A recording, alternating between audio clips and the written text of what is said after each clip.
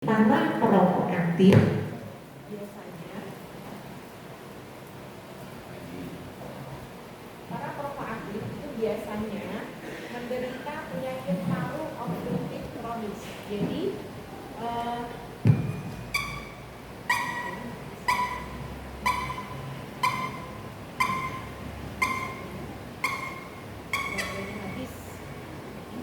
biasanya kalau seperti ini keluhan yang timbul itu adalah sesak nafas.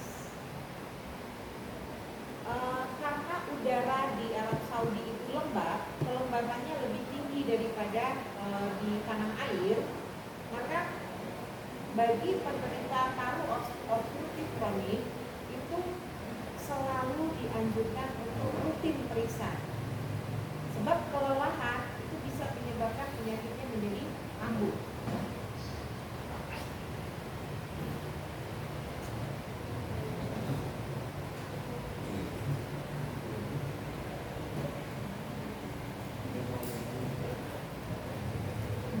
Bapak Ibu sekalian, ini menurut Pusat Kesehatan Haji bahwa penyakit paru obstruktif kronis ini merupakan penyakit yang terbanyak pada jamaah haji Indonesia sejak tahun 2019 sampai sekarang. Dan penyakit ini merupakan penyebab nomor 2 kematian jamaah haji Indonesia di Arab Saudi.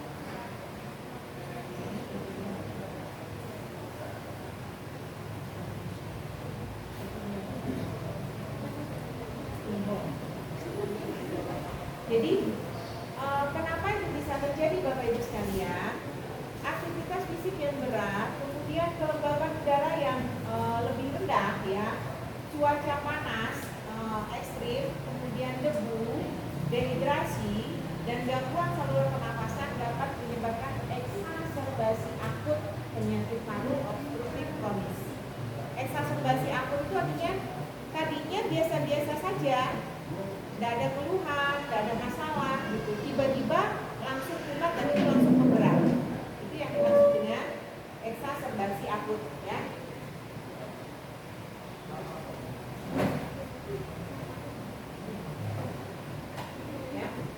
Bapak Ibu, penyakit paru obstruktif kronis itu sifatnya menahun.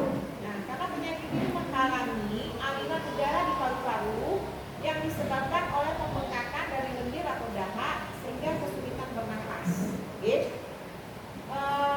Tanda dan gejalanya adalah sesak nafas, kemudian batuk kronis, ada sputum atau batuk berdahak.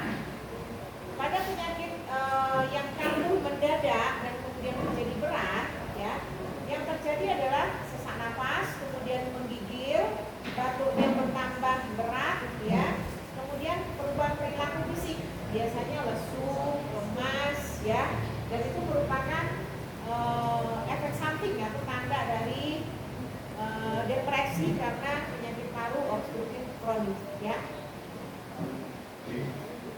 Nah, Bapak Ibu, tipsnya bagi jemaah haji pada masa tunggu itu adalah sama ya, seperti yang lain, itu kita patuh. Intinya patuh. Periksa kesehatan, atasi penyakit dengan obat, tetap jaga kebiasaan hidup sehat, ya. Kemudian latihan fisik yang benar, hindari asam rokok dan kelelahan, ya.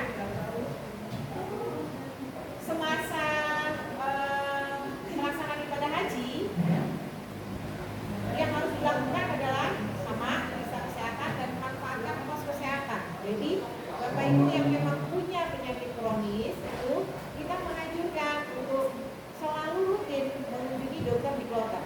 Karena saya sampaikan kepada Bapak Ibu sekalian, petugas kloter untuk tahun 2025 itu hanya ada 2 orang yang dari medis, 1 orang dokter dan 1 orang perawat. Sementara Bapak Ibu dalam satu kloter itu jumlahnya adalah 350 orang. Berarti 2 orang petugas medis itu melakukan pengawasan kepada 350 orang, itu sulit sekali.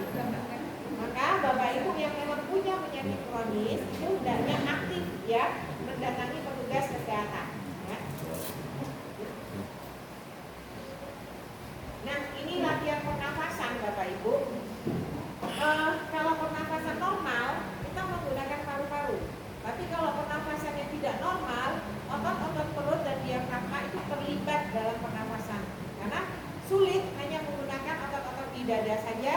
fluid ya. Yang menggunakan otot perut pada saat pernafasan itu adalah bayi.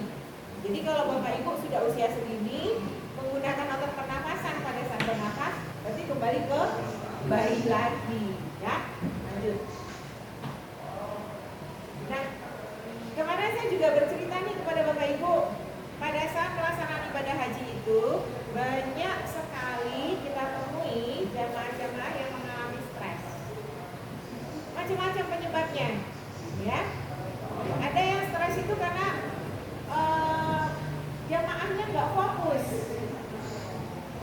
untuk beribadah. Jadi pemikirannya tuh ingat rumah, pengen pulang, pengen tahu gimana ternaknya, ayamnya gimana, udah dikasih makan atau belum, burungnya gimana, kambingnya gimana. Ada yang ingat seperti itu, ya.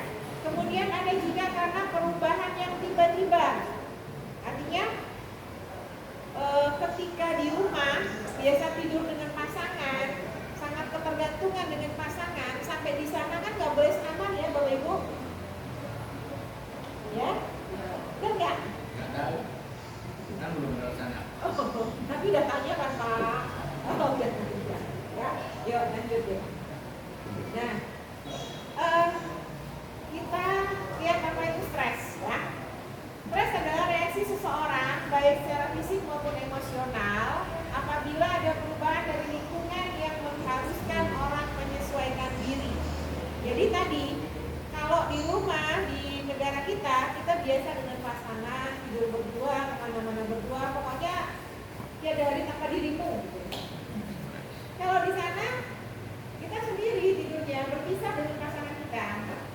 Jadi hal yang tidak biasa terjadi tiba-tiba itu bisa menyebabkan orang kemudian karena tidak bisa menyesuaikan diri, dia stres. Ya. Jadi mulai sekarang Bapak Ibu yang di sini kemana-mana berdua, gantungan dulu, ya, tidurnya ya latihan, tidur sendiri, ya. Jadi biar besok di sana udah terbiasa gitu tuh, ya. Apa saja gejalanya? Yang pertama gangguan psikis seperti mudah cemas, mudah emosi, depresi. Gangguan fisik, sakit kepala, susah tidur, susah konsentrasi, mual dan susah nafas. Jadi kadang-kadang di sana kita juga menemukan para jemaah-jemaah yang mengeluh mual, dan susah nafas, susah tidur, gitu. Rata-rata karena mengalami stres, ya. Lanjut. Nah, Bapak Ibu, penyebabnya apa saja? Yang pertama adalah faktor biologis. Kalau faktor biologis itu di sana itu cuacanya